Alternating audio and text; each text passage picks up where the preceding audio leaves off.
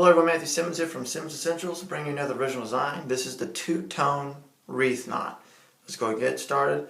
This is my left side. It's going to be between the belly button and the belt line. I'm going to come over here, going to fold it in half, come over here, bring it up and over like this, down and around, and there we have it. So then I'm going to come across like this, but I'm going to do a wreath. Then I'm going to do a wreath like this. Then I'm going to come over here through it like this. Leave this folded in half. I'm going to bring this up, and then I'm going to fix this. Then we're going to do a wreath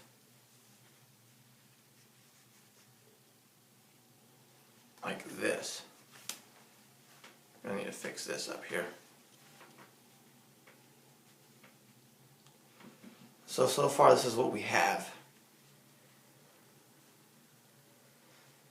Then what I'm going to do is bring this through here, doing the wreath again. Then I'm going to come underneath it like this.